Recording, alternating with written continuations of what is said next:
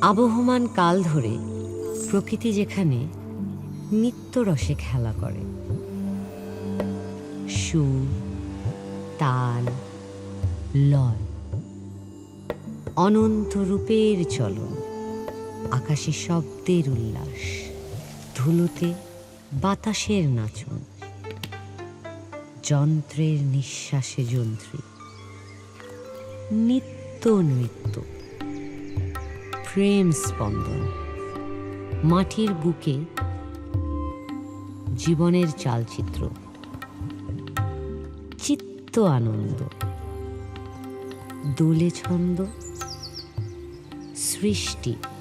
আদি অকৃত্রিম, আলো ছায়া, মন তরঙ্গ, জাগে সুরধারা।